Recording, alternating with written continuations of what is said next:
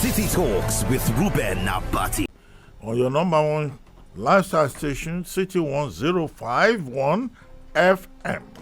On this show, we talk about stories of political and human interest that affect us as Nigerians and also as members of a global human community. Today, we'll be discussing the Petroleum Industry Act 2021, a piece of legislation that took Nigeria over 2 decades to come around to it. And now President Muhammadu Buhari has assented to it, and there are issues arising therefrom. And to guide us through all of those issues, we have a special guest. And so it is with great pleasure that I have with us here today Sowunmi Olabode III, an energy consultant. Sowunmi Olabode III is an energy consultant. He is the Chief Executive Officer of Cabtree Limited and the Senior Legislative Assistant to the Senate President on gas and power. He holds a bachelor's degree in engineering physics from the Obafemi Awolowo University, and he also did research work on the characteristics of compound semiconductors and analysis of materials used in flow mechanics. Subsequently, he has worked in consulting with KPMG, Business and Technology Research with eShekels Limited. He has also done events management with iTech Africa, and he has also done freelance writing for newspapers, specifically Business Day and the Guardian newspapers, and has been involved in tactical and strategic marketing and media relations with Ericsson. At the advent of the telecoms revolution, he helped produce the first ICT-focused primary research report in Nigeria, titled Trends in Internet Usage in Nigeria. This report and the methodology opened a new vista for telecoms market research and analysis in a region where verifiable statistics is scarce.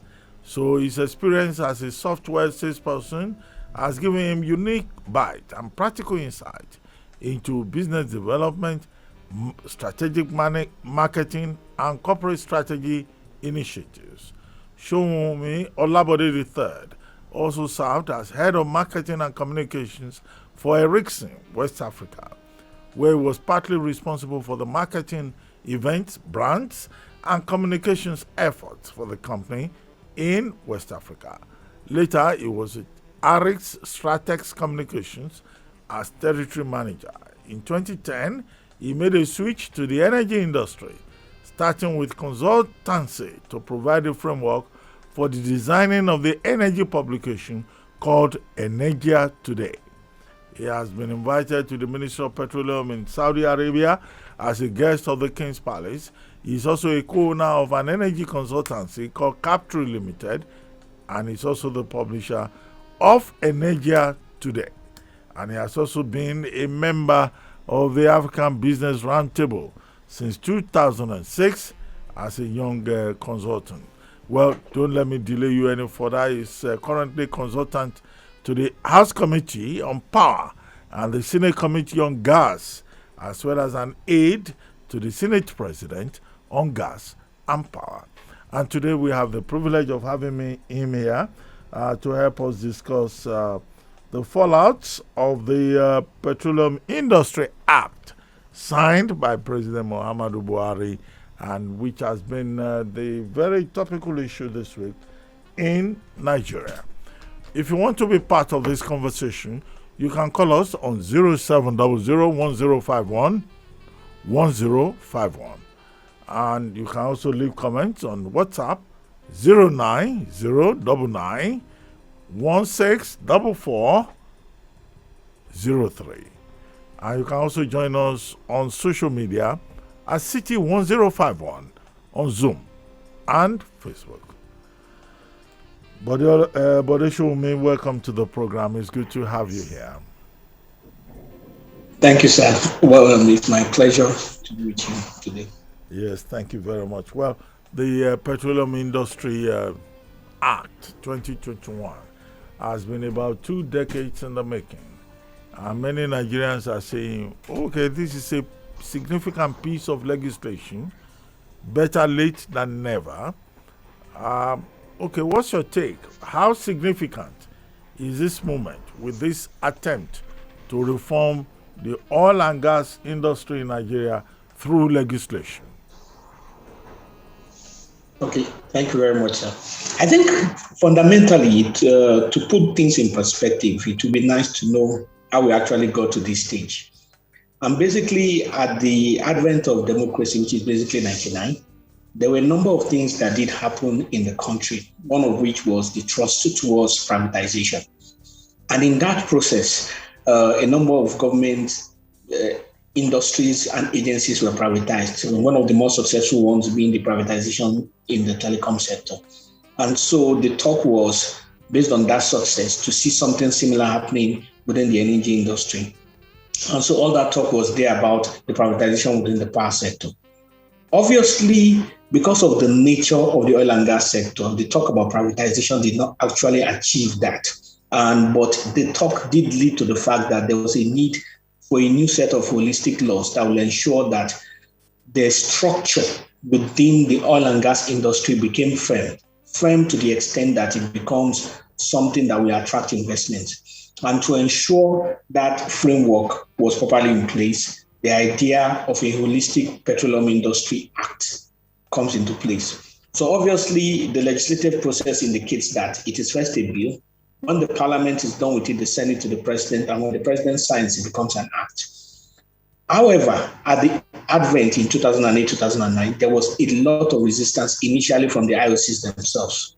But over time, the IOCs were quickly to pedal down.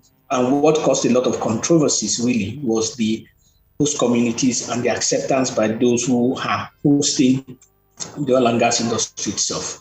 So basically, it took a lot of politics, but we're where we are today.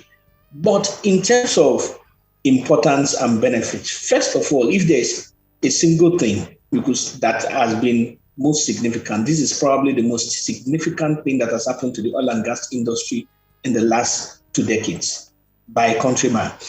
The second thing is that it gives framework and structure to how the oil and gas industry operates. I'll give a simple example. In one of the oil fields, I think it was Bonga, where at the point where the field started, it was just basically an oil agreement. Over time, gas started being used, and the gas was sold to, I think, an LNG and a couple of other people. But the proceeds from that sales was held in escrow for just one reason. There were no laws to determine how gas would be spent. And for more than 10 years, we had close to $1 billion that was just hanging that belonged to us, but couldn't be spent simply because there were no laws to guarantee a proper spending of it. And obviously, where there are no laws, there are no rules to be broken. So all of that is resolved with the current PIA. All of that is also resolved with the interactions that take place. The other important thing is that it gives regimentation and structure to how the industry itself is governed. Up until now, the NNPC was both a player and a regulator. To put that in perspective, it's like the CBN being a commercial bank as well as playing the role that they play. So with the PIA, all of that ceases. The NNPC, as we know it, changes. It assumes a limited liability company. And then the regulatory aspect is totally divested.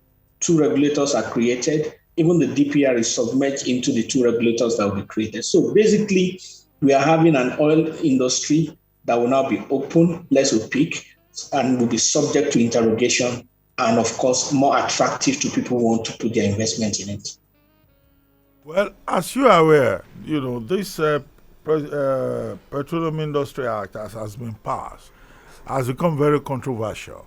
The governors of the states are saying that they've been excluded, their interests and the interests of the subnational groups have not been taken along, and also that stakeholders have been excluded. Michael Zekome, SAN, has already written an opinion in which he says that this is a case of robbing Peter to pay Paul. because this takes care of the interests of the federal government alone, not the state governments, not the local governments, not the subnational groups at the stakeholder level, and therefore, in Michael Zekome's view, this amounts to a violation of Section 162 of the Constitution. And there are persons who have also said, look, the 3% given to host communities, they don't accept it. Right? It should be up to 5%. And issues have also been raised about the frontier basin after profit allocation to the frontier business. What do you say to all of these controversial issues that have emerged? Okay, I think this is like 3 or 4 issues in one. So I'll try and take them one by one. First of all, let's talk about the more controversial ones, which is basically the 3% and the 30%. I think to begin with, there is a fundamental misconception about what really is a frontier basin. Up until now, basically all the efforts by the NNPC has been within the Chad Basin. And for that reason, there's the assumption, albeit wrongly, that when we talk about frontier basins, we're talking about the Chad Basin and within the Northern Basin. However, there are a lot more areas that are included in what is called the frontier basins. There is the Anambra Basin, which includes most of the southeast and the gas that is available there. There's the Benue Basin, which includes the gas that is associated with coal and available there. There's the Sowunmi Basin, which includes Lagos, Ogun, and its environs. So basically, and one or two others. So basically, when they talk about the investment for frontier basins, it is not just about the Chad Basin. It's going to involve all those places. Number 2 aspect of the 30% is that it is actually an investment, not money that is available to be spent. So in simple terms, this is money that is going to be dedicated to exploration investments. So it's not money available for anybody. The third part of it is that it's going to speak to our efforts to diversify. I mean, basically looking at other options for diversification. And it is an amount that is dependent on the profit making from the NNPC. As of today, NNPC is basically a loss-making organization, but it's not going to be loss-making forever. So as of today, that 30% really is 30% of little or nothing. The 3% on the other hand is 3% of the operating cost for the international oil companies. So it is not profit. It is, let's say, Shell determines that they're going to spend $100 million for a particular oil well somewhere. Now, 3% of that is going to go to the host communities before they even start working. What that means is that it is 3% of the of the amount of the OPEX, operating expenses. The implication of that is that it means that the cost of doing business becomes higher in Nigeria. As of today, we are still going to compete with Angola, with Egypt, with Algeria, with Ghana, with Tanzania, and all those places. We need to limit our own operating costs so that we can actually attract investment. Because if we make the operating cost even higher, what is going to likely happen at the end of the day is that we are not going to have 10% of nothing, because it's funds that is going to supposed to be made available for a lot of places. The other part of the 3% is that the amount that we are discussing here is more than 2 times what is going into the NDDC. So, and that amount does not become available without the Petroleum Industry Act. We should realize that based on what experts have done with financial modeling of how best it is to, our best determine the financial cost really for maximum benefits for running an oil or gas field, the best amount for what should have gone to the communities was 2.5%. In most other countries, it's 1.5%, but it is actually politics that made it go to 3%. So the thinking is this: in terms of aesthetics, in terms of how NNPC themselves have tried to communicate it, they may have failed in those areas, but it is important to understand that this is a technical industry. and we must not allow sentiments and politics to kill the industry. For if the industry itself collapses, then the politics is of no value. And those are things that needs to be communicated to the very people that are at the bottom. The other part of the governors with respect to what the Leonard San said is the fact that the governors had years to be part of the interactions. And for many reasons, or for whatever reasons really, they were not part of it. What is key and important to understand is that NNPC has always been without state government ownership. It has always been like that. Whether that is the best way it should operate, that's a different case. But the issue is that there are certain things that are exclusive to the federal government. I'm not saying that that is the best way that it should operate, but it has those are where the issues are. So they are going to be delving into a lot more things than just ownership of NNPC. By moving into those things, they're going to be looking at federalism and all those issues. Now, people talk about the state of the nation, the sensitivities of tribalism that we are in and all that now. But the PIA cannot solve all of Nigeria's problem. The purpose of the PIA, first of all, is to make the oil and gas industry to work. And it is when the oil and gas industry genuinely works, provides solution, that is when investment are coming. When investment comes in, they will come with greater transparency. When there's greater transparency, they will come in with jobs being created. It will come in with side businesses being created. And then you can have an industry that is more robust, that is bigger. Without an industry that is growing, without an industry that is more robust, without an industry that can support Nigeria, at best we'll just be fighting over nothing. Because right now, for more than 20 years, significant investment into Nigeria has stalled because of the PIA that was not passed. It is maybe coincidence or incidents that it is during that time that oil was discovered in Ghana. It was during that time that oil was discovered in Sierra Leone. It was during that time that gas was discovered in Mozambique by the same people who ought to have invested in Nigeria. So while we are busy going to fight ourselves and to determine who gets the bigger pie of the cake, we need to realize that the actual investments that is going to come in are investments that are not determined by us. Yeah. So we also need to be careful. Yeah, I get your point about, attracting investment through this new legal, fiscal, regulatory framework. But some Nigerians are saying, for the benefit of the ordinary Nigerian, what happens to subsidy? The Minister of State for Petroleum Resources has said, petroleum prices will not be increased at the pump stations because they are thinking of other considerations, what the fallout may be. However, the law says that going forward, pump price of petroleum will be subjected to market forces. Now, what do you think of that? Because there are persons who have said, if we were to follow the law strictly, then Nigerians will be paying over 300 naira per liter for them to be able to consume fuel. The president has set up a presidential steering committee within 12 months to work out the details, set up the upstream regulatory commission, set up the midstream and downstream regulatory authority, as it is otherwise called, although Section 64, subsection C of the law in itself contradicts that. Now, what should Nigerians expect?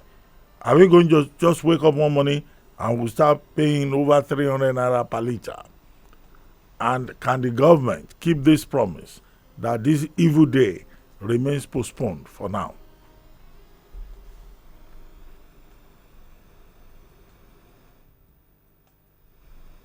Hello? Hello? Hello, can you hear me now? Yes. Did you get what I said? Yes.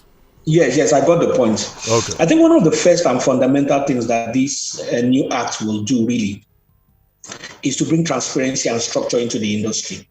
Up until today, when we try to determine the price of petroleum products. It is simply and wholly based on what the government tells us. We have the PPRA. However, what the government has not made available is verifiable statistics in terms of how they compute their prices. They say they do, but they actually don't. And I'll give an example. The cost of petrol is not too difficult to know because the cost of crude is international.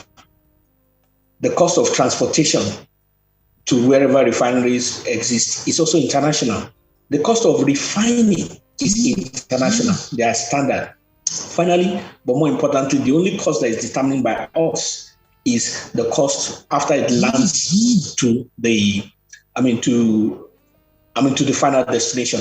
Now, if anybody can Google and determine those prices and compute it, why is the figures provided by government in contradiction to those simple basic calculations, even when crude oil prices go down? So my point is this: until there is verifiable statistics to determine the actual computation that determines those prices, we don't really know whether we're paying subsidy or not. And it is important that all stakeholders, whether they be civil society, whether they be media, whether they be operators, should keep interrogating and questioning the process by which the pump prices are determined until it is available for all. Because at the end of the day, it is easier to lead people when people understand what is really happening. If people understand that this is the actual price and this is what government is paying, it becomes easier to lead them. Because let us not forget that more than 3 times in the past, the government has said that they were removing subsidy. And a few months down the line, we now start talking about under recovery and subsidies still being paid. So the question is, at the point that they remove subsidy, what happened? And at what point did the subsidy come in? And every time they are removing or not removing, it's just simply based on a pronouncement by government. So the first and fundamental thing to my mind is that there should be a critical mass of pressure on government and the places where these figures are produced for the figures to be questioned, to be questioned, such that the amount that government actually spends is verified. Because for whatever we know, we may not even really be paying any subsidy. Well, I'm not too sure many Nigerians would agree with you in that regard. But very quickly, how about gas? How does this new law affect gas, natural gas? And yes, you note that most of the conversation has been about oil. And the fiscal framework for gas under this PIA, particularly with regard to domestic gas supply obligation, is something that the IOCs are not really happy about. So what do you think? How do we incentivize the IOCs, for example, and how do we ensure that we focus more on gas within the framework that has been provided under the PIA 2021? Yes. Natural gas has come a long way from being a very poor cousin of oil. In fact, there's a joke that came out of Houston about an oil prospector who was looking very morose and very sad and was found in one of the drinking bars in downtown Houston. So an oil executive comes to see him and says, why are you looking so sad? Did you just hit another dry well? And the prospector replied, no, I actually hit gas. So at a point in time, gas was considered completely worthless, but that is no longer the case now. Now, most of our laws up until now are laws that came out of the 50s and the 60s, although with some adjustments. And like I had said earlier before, what had happened was that we had started to make a lot of income from gas, but there weren't substantial framework, fiscals, or laws to guide the usage of gas. And one of the clearest examples to that is that involved one of the IOCs which was selling via a PSC, production sharing contract agreement, to sell gas to NLNG. The income from that had accumulated over a decade and was more than $1 billion. But that $1 billion could not be transferred to government coffers simply because there were no laws that was guiding it. There were no laws to guide it. So while we were borrowing money, there was $1 billion hanging there in escrow simply because there were no laws. All of that will be taken care of this. The second important thing which the law does is that it provides a framework for development of gas in Nigeria, which is domestic development of gas. We sell gas and we make income from it. It is great. But there is a need for gas to also be made and consumed locally. And the basis for that is the development of industries. One of the things that gas actually offers is the genuine industrialization of Nigeria. So gas has the potential to develop an industry, a cottage industry in every of the 774 local government areas. Now, if that happens, it means that rural-urban shift will cease, because most people that shift to the big cities, they are economic migrants. And if a manager within KPMG or a manager in Zenith Bank discovers that there is a factory somewhere in his hometown, maybe it's from Potiskum or it's from Mambila, wherever, and that he can do business with those places and make twice the income or even the same income he's making while in Lagos or Abuja, he has motivation to go back home to see to the development of his areas. And that is one thing that gas can do. Initially, there was a policy by government to ensure the development of gas. And that policy came under what we know or is termed as the Gas Master Plan. Within the Gas Master Plan, government determined that all the gas producers will make a percentage of the gas that they produce available for local use. And because the local market is not developed enough to pay international prices, the prices that they will sell the gas to the local market was cut off and was pegged at a particular point. And the gas that was to be made available for the local market was to be used in three areas: in power, which is basically what we call gas to power; in industries, for what we call gas-based industries. Those are industries that use gas as raw material. So we are talking about steel, we're talking about methanol, fertilizer, and coal. And then as fuel for industries, that's to run boilers and big plants and all of that. Of all the three areas, gas to power occupies 70% of the gas usage and all that. I mean, that's a totally different issue with respect to the power sector and all that. But what had been either happening under policies and rules and regulations in the past has been gathered holistically and put in structure to ensure that there are laws guarding it. And so there are whole segments to gas laws within the PIA. That is unprecedented in Nigeria. Equally importantly is the fact that the two regulators that are coming into place will have genuine regulation to do for gas, because up until now, all of our gas regulation have been more of, the regulation has really been more about oil and very much less about gas. So all of that is changing with the PIA. Okay, Bode Sowunmi, let me ask you. All of this talk, yes, as I pointed out shortly earlier, was about oil and all that. What is the future of oil? Because elsewhere in other parts of the world, people have been saying, look, oil, fossil fuel, it's not a big deal anymore in the light of climate change, environmental challenges. And here we are in Nigeria in the last 2 weeks, expending a lot of energy on what is technically the future of oil. What is the future of oil? Are there other possibilities that Nigeria should be looking at, like renewable energy, like climate change, like the environment? What do you think? Well, I'll make some shocking responses here. I mean, very much contrary to the popular perception. I'm not one of the people that is of the view that oil is going to disappear very soon. And I'm speaking in terms of the technical fundamentals of the industry. It is possible that we stop using petrol for cars. I mean, that's still subject to a number of reasons, petrol or diesel, because they're within the same bracket.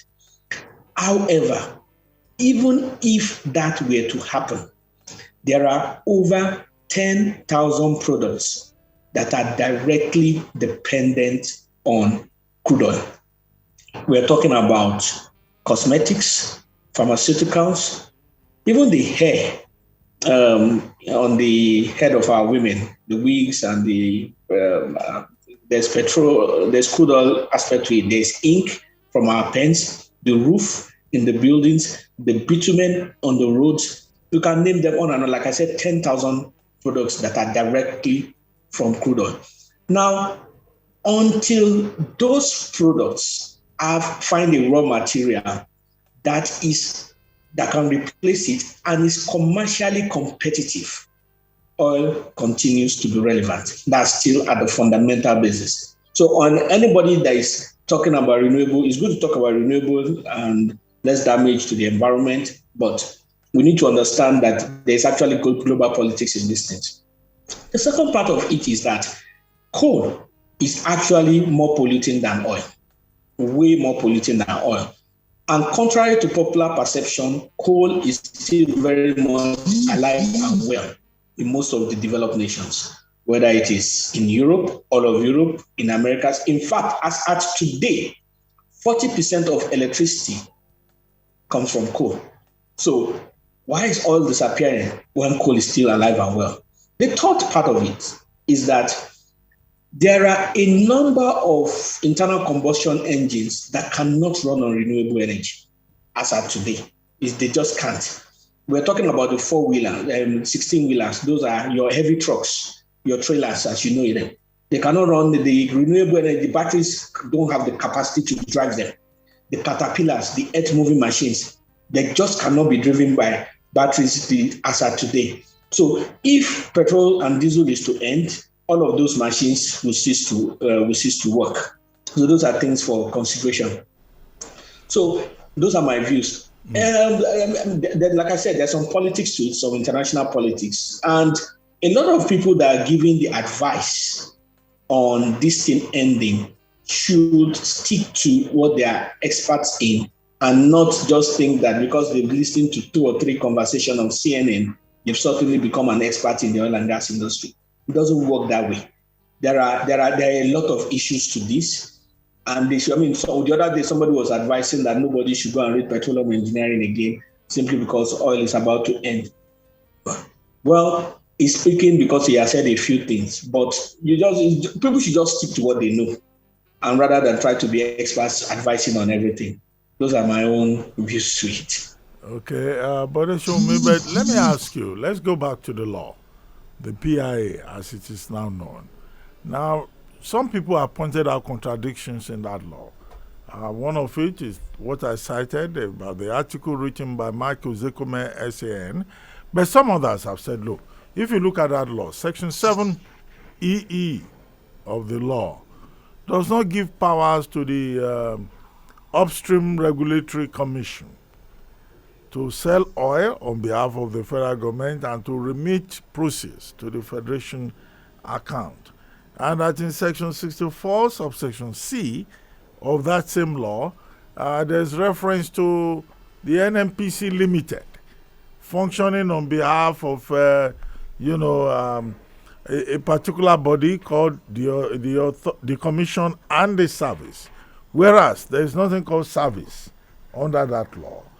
What do you think should be done with this law? Because it looks like there are so many ambiguities within that law as phrased. Are there other ambiguities that you have observed and that you think we need to pay attention to? Okay. Basically, laws are not perfect. I don't think there's any law that's perfect, but albeit this particular law has come in with a lot of imperfections, primarily because there was limited consultation in terms of the fine print of it. But having said that, there are ways, laws are not cast in stone. Laws can be amended. So the first thing is that where there are obvious limitations and obvious infractions or imperfections in the law, they should be aggregated and moved for an amendment. That's the obvious way forward. However, with respect to the principle behind the upstream commission selling oil and all that, a regulator in terms of best practice ought not to and should not be involved in operations. So there is no reason why an umpire will be good as an umpire if he's also a player. So while the NNPC does the operations and the work, the regulator will serve like a kind of big brother, overlooking the role of NNPC, in fact, overlooking the industry, and then coming up with regulations to ensure that the industry works well. The regulator can overlook what is happening within NNPC and find out that there are imperfections in how NNPC runs, primarily because NNPC is a monopoly, and come up with regulations that will help to ensure that other players can play. Up until now, that was what NNPC was doing. It was both a player and a regulator.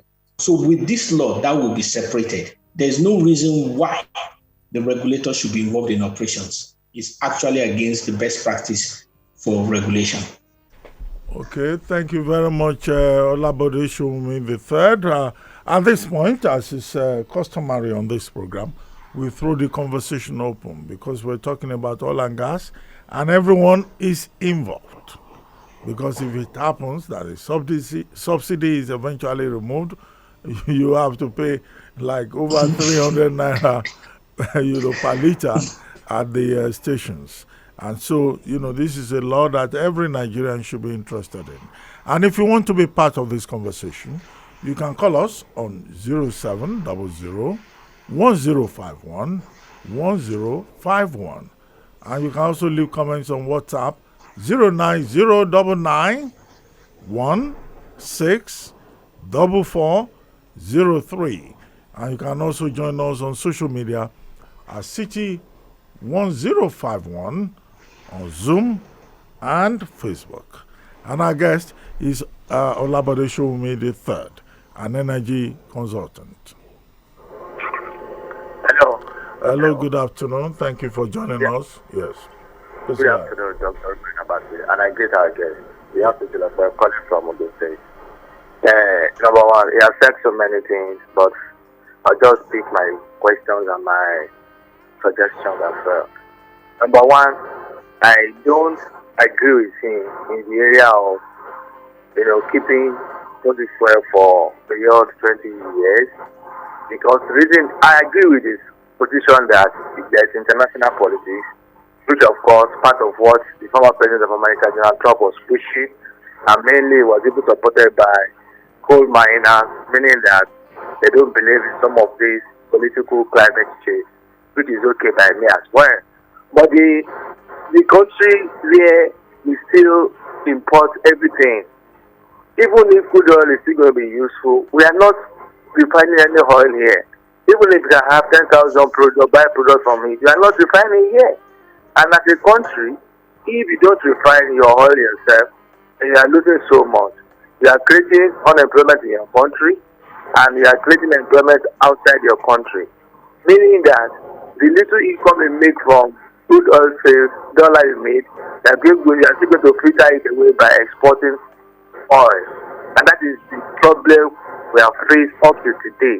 As in terms of this government, even with the expense of the president as a federal commissioner for oil in over 40 years ago, he has not been able to build a refinery just to at least maximize our potential in that area. So I think we are not really serious as a country in that respect. Then number two, going back to the PIA now, why do you have multiple regulators? We have the CBN, the CBN in the banking industry as a single regulator. Why do we have to have multiple regulators in the PIA? Is it not just to cause confusion? There is something about the upstream commission. The upstream commission and even the GMD or whatever What is the time? The time. It's not precise. It's not stated there. So they are going to be reappointed. They are going to stay for 2 years, whatever. That is not fair. Then again, for the community, the host communities. Number one, what is a host community? Who determines host community? He said the companies will determine host community, and we have upstream, the downstream, then the mainstream. I'm happy you're an expert yourself. And now, even if gas passes through your state, maybe for instance you are Borno or you are that you are not even oil producing naturally, but because gas passes your location, your state, does that make you a host community? So all of these are still ambiguous, and the PIA has just been successful in creating more confusion.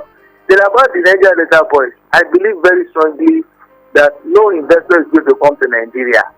Going by the history of the Niger Delta, the effectiveness there, the utilities of the boys around there, simply because every company that is coming to Nigeria for all prospects will need a consultant like you, and they will do due diligence. Due diligence will tell them that this law is a controversial law. The people, particularly in the host community, are not happy. And if they are not happy, definitely that environment will become violently hostile. And that is not good for business. So, to save time for other people, I think there's still much more to be done on this law. Unfortunately, we have lost so much time, like you have said. And I wonder whenever I'm going to get it right. Thank you very much. Yes, okay. Thank you very much indeed. Bode Sowunmi, I'm sure you had him.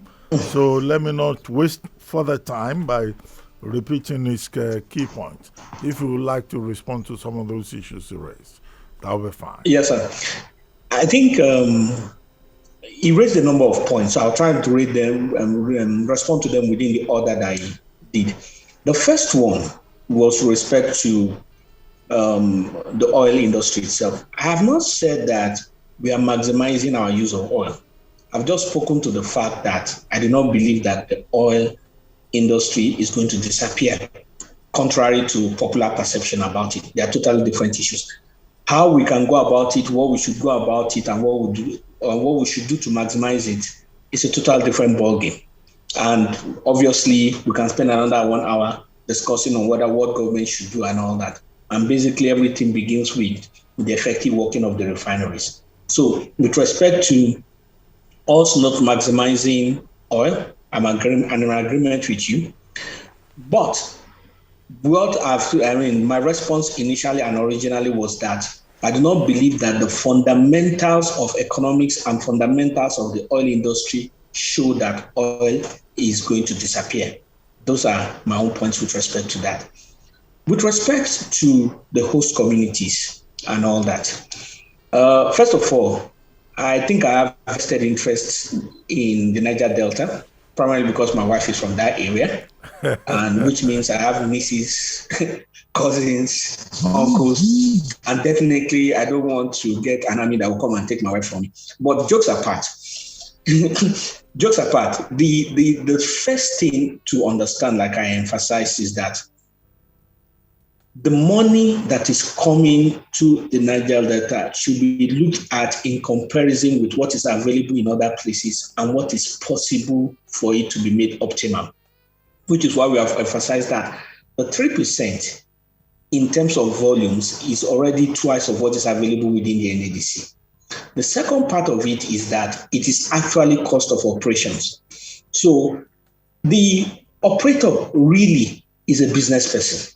So if you say you want 10%, he really doesn't care. He's going to put 10% into the total cost. And since he is the one investing his money, he's going to look at Nigeria, he's going to look at Angola, he's going to look at Egypt, he's going to look at Algeria, he's going to look at Ghana. And if we are not competitive, just like anybody else, he's going to take his money somewhere else. So the point is that while we are trying to get the maximum that is possible, we don't want to shoot ourselves in the foot in the process. So this is important to look at.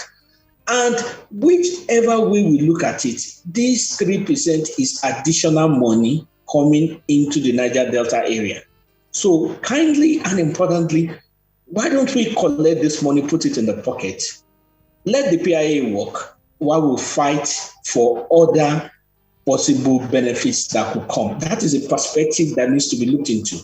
The other part of it, which is part of what is causing the agitation, is the belief that 30% is actually going into the northern part of Nigeria in the name of frontier exploration. And if this were the case, this is legitimate reason for agitation. But it's important to know that this 30% is 30% of more of income that will come from the production sharing contracts, which is basically the interest after they've made some money. But right now, the government is not making money in those areas. So that 30% is largely 30% of nothing. But more importantly is that when you talk about frontier basins, it is not just the Chad Basin, which is what we've been looking into. There's the Sowunmi Basin there, which includes Lagos, Ogun, some part of Ondo. There is the Anambra Basin, which includes Imo and a number of all those areas. There is the Benue Basin, which includes Benue, Kogi, and all those areas. So basically, there are a number of places within the South that stand to benefit from exploration within those areas when it actually comes to play. Most importantly is that the amount of money available to the Niger Delta is money for use for development. That's the 3%. Whereas the 30% is investment into oil fields.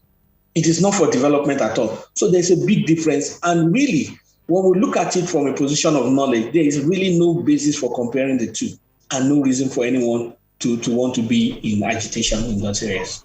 Well, but thank you. Engineer Sowunmi, before we take another caller, the last person that called raised the question about multiple regulators. Why should we have multiple regulators? Briefly, so that we can take other inputs. I think to play the devil's advocate here, because there is significant differences between upstream operations and midstream and downstream. So it has come to it's in the wisdom of those who have proposed it to ensure that there's speed in terms of how the industry responds to the operators to create the multiple regulators. So that's one way to look at it. Having said that, it is possible to have one regulator, and the drafters need to do some amount of PR to ensure that the thinking behind two regulators is spelled across better for people to understand. But like I said, in playing the devil's advocate, my understanding is that they will respond quicker to the needs of the industry. Because at the end of the day, we must not forget the whole aim of the PIA is to make the industry work better. Okay, thank you. On that note, we'll take another call. I see that there are some people who have been trying to reach us. Who is on the line? Hello. Good morning. Good afternoon. Good afternoon. Thank you for joining us. Please, your name and please be brief. I want to greet our guest there. He's doing a great job. But I want to ask a question. Our crude oil and that of other nations, which one is better? That's my simple question. Sorry, can you repeat that question? It wasn't clear. Government is better. We move from one government to the other. At what point do you think we have had it better? Oh, which is a better government? Yeah. Okay, that is a political question. I'm not a political expert. I'm just an oil and gas person. So I can only talk in terms of oil and gas. But you know that you and I know that you have been involved in politics for years, even before you focus on engineering and oil and gas. But it's okay. Let's try to take another call or comment or intervention. Hello. Yes, hello. Hello. Please go ahead. Good afternoon, Mr. Abati. Good afternoon. Yeah, Moses from Isolon. Yes. Good analysis from the other over there. Let me say this by starting. It's not true that the PIA, what was known as TIB, will scare investors away. As a matter of fact, it has tidied up the industry, or it will tidy up the industry as it gets on. It's not a perfect law, yes, ambiguities here and there, okay, but it can always be amended. And with respect to robbing Peter the paper, that is blatantly untrue. Look, the fact that the Niger Delta is in their woes right now, they are really the architect of whatever they have caused themselves. Really. There is the NDDC. There is the Ministry of Niger Delta. There is the 13% derivation. Now the 3%. And your analyst clearly stated, because I've gone through a bit of it, 3% of something versus 30% of nothing, as he put it. I'd rather be the tail of a lion than be the head of a goat. That's just it. 30%, as it is being said in the PIA, is just in anticipation, expectation, hope. You can't base that. Nothing. The investment itself, but the 3% is guaranteed. What else should be done, really? What else should be done? It's for them to look at themselves in the mirror. There's nobody robbing them to pay other zones. Everybody has what it contributes to the national coffer. Now my question is this: I'm asking the analyst, how possible or how fast can this unbundling of NNPC make it a very viable company, whereby in a few years or a decade we can talk about NNPC in the same light as Aramco or even Petrobras of Brazil? Because I know that unbundling NNPC, of course, will relieve Nigeria of so many disturbances that has been a cesspool of corruption for years. Government. So unbundling it now, how fast can this new law ensure that in no time NNPC will be spoken in that light so it becomes the most viable company? Thank you very much. Okay, I'm sure that Olabode Sowunmi had you very well. Bode, over to you. Okay, I think it's good to clarify this. The NNPC is not being unbundled. In the case of the power sector, when the privatization took place, NEPA was unbundled and broken into generation, distribution, and transmission. But that's not the case within NNPC. What is happening is that NNPC is being weaned of certain influences, which includes part of their regulatory influence, and made into a limited liability company. This will not be the first limited liability company within government. The Sovereign Wealth Fund, the office that administers this, is a limited liability company. NBET, the Nigerian Bulk Electricity Trading Company, is a limited liability company. So there are limited liability companies that are within the administration of government, and NNPC will just become one of them. Now, the main wisdom and the main thinking behind those who believe that the NNPC should not be unbundled is that the integrated nature of the petroleum industry around the world allows for mega companies. Whether it is Shell, whether it is Saudi Aramco, whether it is ExxonMobil, they are all mega companies. So we need to encourage and fine-tune NNPC for it to be able to compete as a fellow mega company with all these other companies. Hence the need to keep it as one body with all those sub-departments, or should I say subsidiaries, which will be effective, which will all be productive. And that's the thinking behind it. Okay, we'll take another call, but I see someone on Zoom saying that, well, let's see how the law will be implemented. Is there any commitment in the act to stop gas flaring? Gas flaring, big issue in Nigeria. What do you say to that?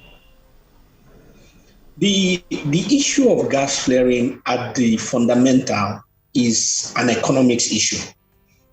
The reason why people are shying away from using the gas, well, there's a political aspect to it, but there's still the economics to it.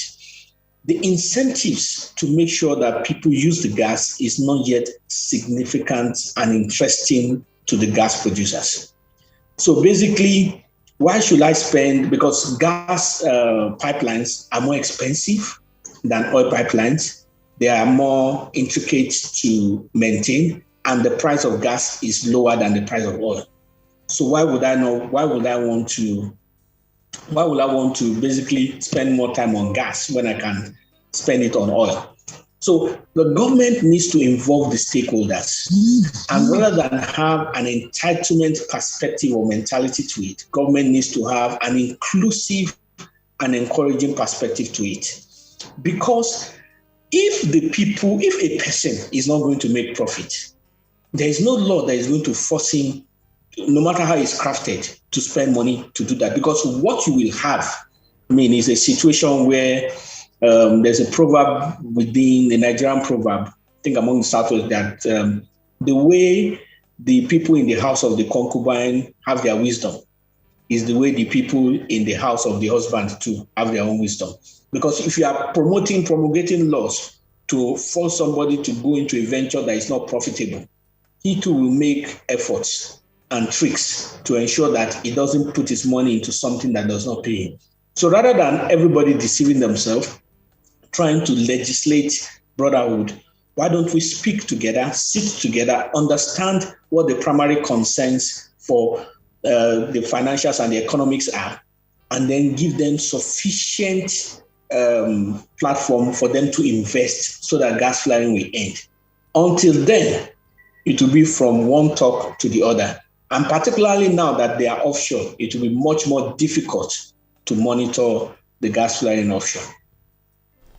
Okay, I have another question here, and it's about host communities. This gentleman says these communities suffer spillage, which creates negative effects on quality of life. So what is the definition of host community in the law? Because it looks, in the view of this contributor, that this is a very nebulous definition in the law. Yes, so what actually happened was that in the last dispensation particularly, and the one before then, so in the last 8 years, what had actually hindered the bill from being made an act was really the definition of host communities. Because the issue was that will host communities just be those places where the oil is drilled? If that were to be the case, what about the places where the pipelines pass through and the places where the vehicles or whatever that is carrying the oil being drilled get to berth? Because if oil is being drilled inland, for example, OML 51 is in Edo State, and after it's being drilled there, it needs to be transported to shore. What if those communities where the oils are not being drilled decide to interrupt the pipelines?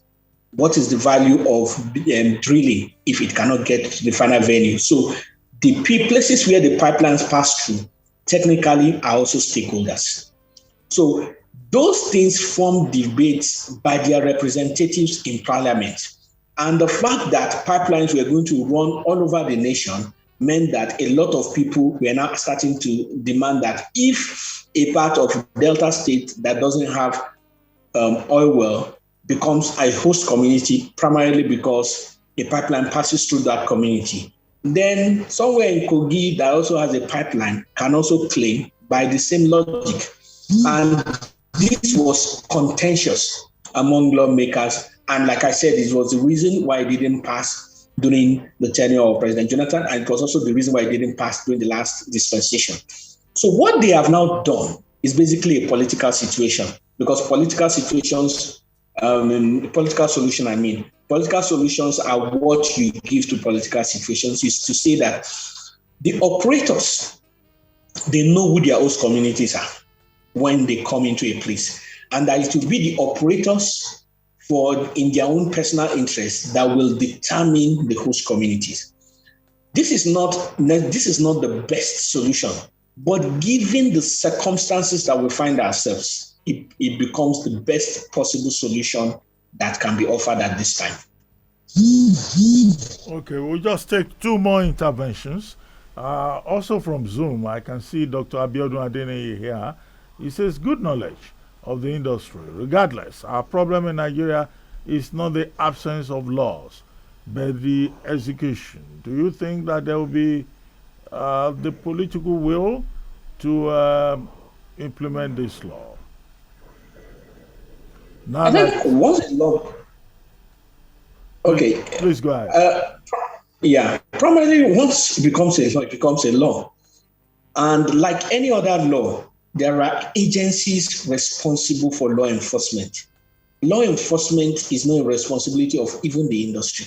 The best the industry will do is to regulate. So this calls to question, this becomes an issue of governance, political governance in this case, that those who are responsible for law enforcement, will they be made aware of the importance that the industry serves to the nation in terms of being a source of foreign exchange and all that? And will they be ready and willing to do the needful in terms of ensuring law enforcement for the industry?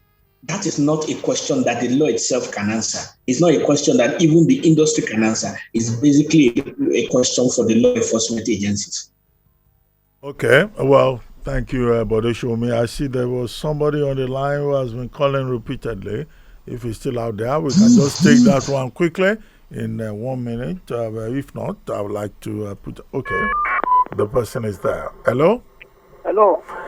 Yes, please be very brief. We need to close the program now, and so please go ahead.